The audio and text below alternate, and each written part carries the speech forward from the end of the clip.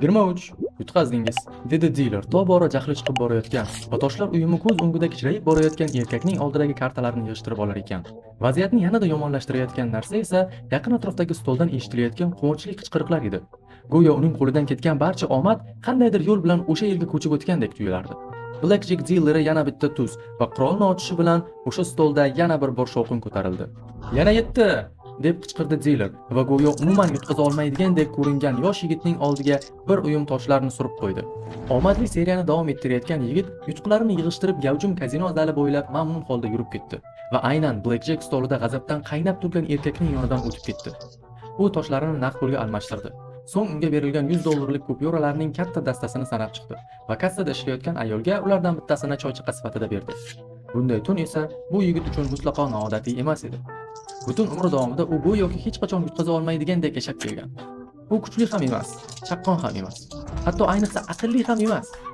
Ammo u o'zining bitta ajoyib qobiliyati, cheksiz omad tufayli doimo muvaffaqiyat qozonishga muvaffaq bo'lgan.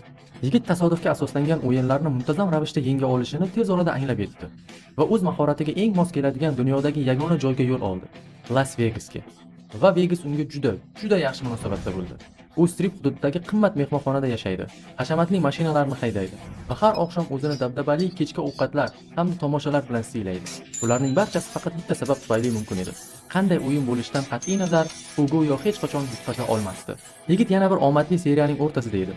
To'g'rirog'i, uning hech qachon tugamaydigan omadli seriyasi davom etayotgandi. Bu safar esa ruletka stoli yonida. U buni qanday qilib doim uddalaydi? deb so'radi tomoshabinlar orasida kimdir. Yigit yana bir marta aniq raqamga tikib yurganidan so'ng, bu tikuv unga 37 ga bir nisbatda foyda keltirgan edi. Olomon qarsak chalib uning yelkasidan urib tabrikladi. Atrofida katta guruh to'planib bo'lib, ular uning har bir tikuvini kuzatib borar, imkon qadar uning omadidan bahramand bo'lishga urinardi. Yigit navbatdagi yirik garov qo'ymoqchi bo'lganida, birdaniga uning yuqori qo'lini mahkam ushlab turgan kuchli qo'l uni to'xtatdi. U ortiga o'girilib, o'ziga tikilib turgan katta va tishlari yarqirab ko'ringan tabassumni ko'rdi. Kulib turgan odam uning qo'lidan qo'yib yubormasdan, kazino uning mahoratidan naqadar hayratda ekanini tushuntira boshladi. Bu ehtimol bu kazinoga tashrif buyurgan eng omadli odam bo'lsa kerak. Eng hayratlanarlisi esa uning bu aql bovar qilmas omadi tunma-tun saqlanib qolayotgandi. Yigit samimiy so'zlar uchun minnatdorchilik bildirdi va yana stol tomon burilmoqchi bo'ldi. Ammo o'sha odam qo'lini qo'yib yuborishni xayoliga ham keltirmayotgandi. Aksincha, uni avvalgidan ham qattiqroq siqayotganini sezdi. Aslida biz shu qadar hayratdamizki, dedi u. Bu kazino egalari siz bilan shaxsan uchrashish imkoniyatini so'rashdi. Yigit uning qo'lini ushlab turgan ulkan va qudratli panjaga qaradi. Bu qo'l bir paytlar og'ir vazn toifasida chempionlik uchun da'vogarlik qilayotgan sobiq bokschiga tegishli ekanligini bilmasa ham, u bitta narsani darhol tushundi. Bu taklif rad etilishi mumkin bo'lmagan iltimos edi. "Mayli", dedi yigit. "Faqat toshlarimni olib olay va..." Ammo haligi odam uni stol yonidan tortib keta boshladi. "Xavotir olmang, yutuqlaringizni kazino o'zi hal qiladi. Axir hamma joyda kameralar bor, kim ham o'g'irlay oladi", dedi u. Ko'p o'tmay yigitni eshigi yopiq xonaga olib kirishdi. Bu joy politsiya so'roqxonasini eslatardi. O'rtada bitta stol va ikkita stul. Ulardan birida esa yoshi katta, past bo'yli bir kishi o'tirardi. Sobiq bokschi yigitning qo'lini stol ustiga qattiq bosib qo'ydi va qo'yib yubormadi. So'ng bo'sh qo'li bilan bolg'ani olib havoga ko'tardi va uni yigitning barmoqlariga tushirishga tayyor edi. "Xo'sh", deb so'radi qarshisida o'tirgan qariya. Yigitning ko'zlaridan yosh oqa boshladi. "Xo'sh nima?" dedi u yig'i aralash. Qariya yigit qanday qilib firibgarlik qilayotganini bilmoqchi edi. Hech kim uning kabi ketma-ket tun sayin qaysi o'yin bo'lishidan qat'iy nazar doim yutayotgani yo'q edi. Ammo yigit qat'iy turardi. U firibgar emasligini, shunchaki omadli ekanligini, butun umri davomida shunday bo'lib kelganini aytdi. Lekin qariya bunga ishonmadi. U bosh irg'adi. Bokschi esa bolg'ani yana yuqoriroqqa ko'tardi. Shunga qaramay, yigit hech narsani tan olmadi. "Men shunchaki omadliman", deb u yig'i orasida qayta-qayta takrorlayverdi. Qariya o'rnidan turib uning yelkasiga qoqdi. "Balki rostdan ham shundaydir", dedi u. Shu bilan birga yigitning cho'ntagiga nimanidir sezdirmay solib qo'ydi. Oradan bir necha soniya o'tib, xonaga politsiyachilar kirib keldi va aynan o'sha cho'ntakdan o'g'irlangan, aldov uchun ishlatilgan zarlarni topib olishdi. Endi yigit jiddiy muammoga duch kelayotgandi. Uni qamoqxonadagi vaqtinchalik kameraga tiqib qo'yishdi. U atrofdagi boshqa mahbuslarga qarab, nihoyat omadim tugadimikin deb o'ylardi. Devor bo'ylab joylashgan o'rindiqlardan biriga siqilib o'tirar ekan, yonidagi uxlab ketayotgan odamga tasodifan tegib ketdi va uni uyg'otib yubordi. Uyg'ongan odam bezovta qilinganidan jahli chiqdi. Ammo uni kim uyg'otganini ko'rgach, g'azabi yanada ortdi. Bu aynan uning nazarida barcha omadni tortib olayotgan odam edi. Yigit esa uning jahli chiqqanini umuman sezmagandek edi. Uning e'tiborini boshqa narsa tortayotgandi. Yerda oyoqlari oldida 1 sentlik tanga yotardi. Yigit uni olish uchun egilgan zahoti yonidagi odam bor kuchi bilan musht tushirdi. Ammo musht yigitning boshiga emas, devorga tegdi.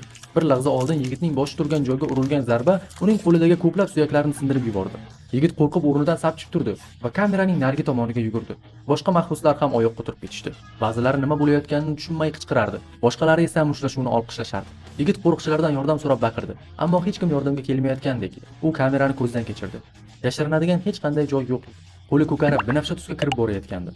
Ammo bundan battar g'azablangan odam unga yaqinlashdi. U sog'lom qo'li bilan yigitning bo'ynidan ushlab havoga ko'tardi.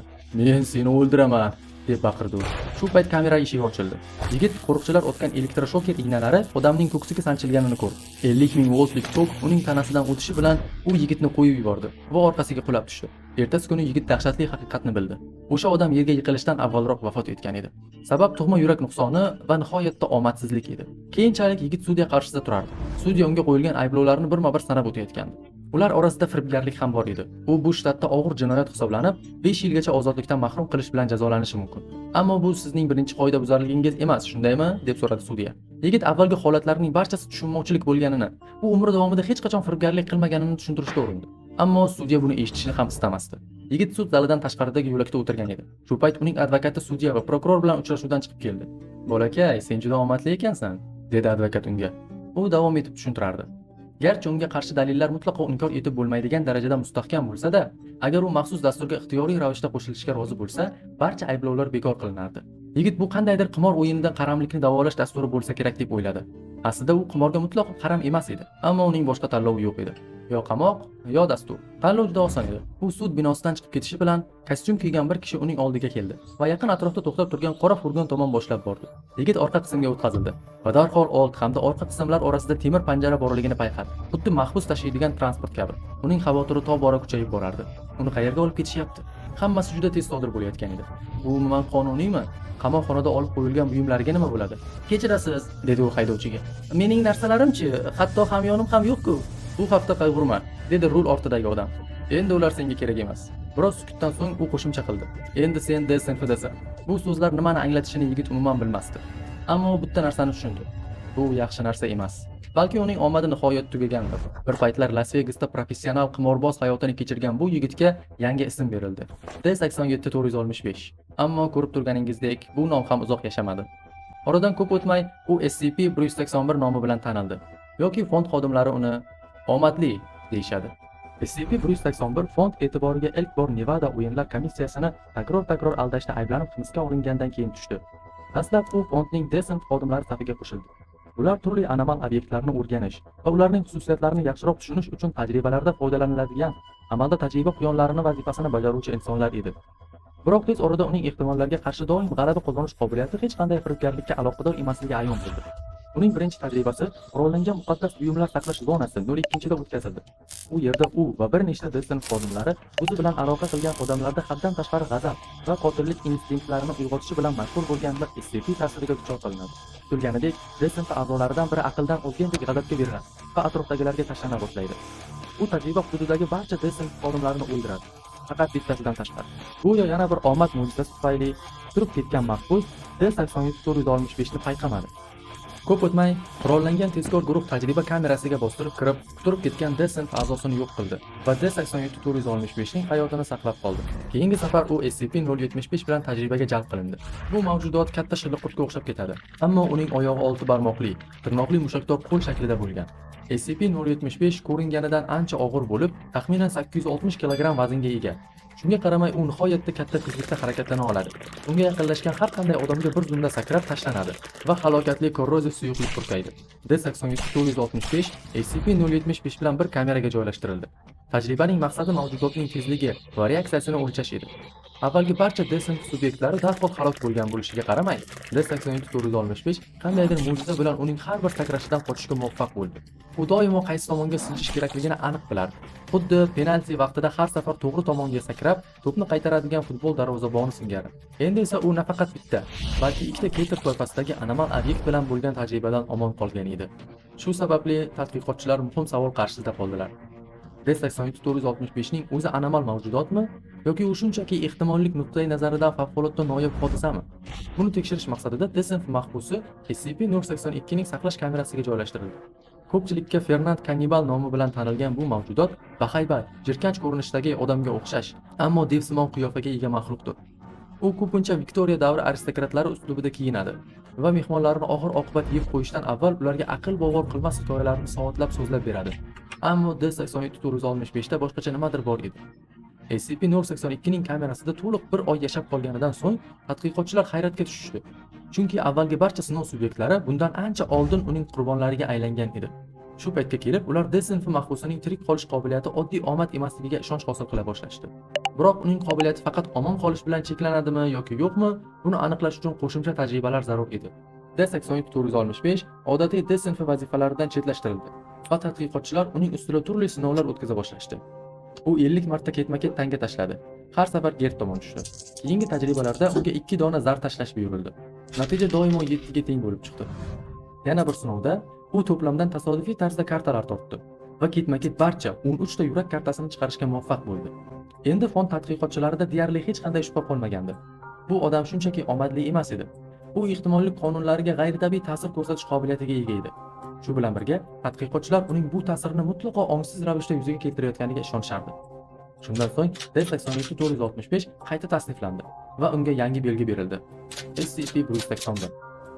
Keyingi tajribalarda SCP-181 haqiqatdan ham sabab-oqibat ehtimolligiga ta'sir ko'rsata olishini va bu uning tomonidan hech qanday ongli harakatlarsiz sodir bo'lishini tasdiqladi. Ammo tez orada tadqiqotchilar SCP-181 haqida bundan ham dahshatliroq haqiqatni bilib olishdi. SCP-181 saqlanayotgan 12-biotadqiqot hududida o'lim va jarohatlanish holatlari bo'yicha o'tkazilgan audit shuni ko'rsatdiki, u olib kelingandan beri ikkala ko'rsatkich ham keskin oshib ketgan edi. Ma'lum bo'lishicha, SCP-181 shunchaki o'zi uchun omad yaratmaydi. U atrofdagilarning omadidan ham qandaydir tarzda foydalanadi. Faqatgina uning mavjudligi boshqalarning omadini so'rib olayotgandek edi. Endi esa har bir omadli voqea, u boshdan kechirgan har bir baxtli lahza boshqa bir inson uchun mutlaqo teskari natija bilan yakunlanishi aniq bo'lib qolgandi. U zar tashlab 7 chiqarganida har safar qayerdadir boshqa birovning omadi yurishmaydi. U o'limdan mo'jizaviy tarzda qutulgan har safar esa kimdir buning badalini hayoti bilan to'lashi mumkin. Uning qobiliyati qanchalik uzoqqa cho'zilishi mumkinligini hech kim bilmaydi. Masalan, u yadroviy portlashdan ham omon qola oladimi? Agar omon qolsa, ehtimollik muvozanatini tiklash uchun qanday dahshatli hodisa sodir bo'lishi kerak bo'lardi? Ushbu yangi kashfiyotlar sababli SCP-181 avval joylashtirilgan past darajadagi saqlash kamerasidan olib chiqildi. Ilgari unga DESINF xodimlari bilan ba'zan ko'ngilochar maqsadlarda muloqot qilishga ruxsat berilgan edi. Endilikda esa u 27-obyektga ko'chirildi. Yakka tartibdagi kameraga joylashtirildi va seyf toifasiga kiritildi. Xodimlar bilan bo'ladigan barcha aloqalar mutlaq minimum darajaga tushirildi. Bu bir tomondan uning xavfsizligi va tirik qolishining ta'minlash uchun zarur bo'lsa, boshqa tomondan unga yana bir bor omad kulib boqishi mumkin bo'lgan vaziyatlarning oldini olish maqsadida amalga oshirildi. Oxirigacha tomosha qilganingiz uchun rahmat.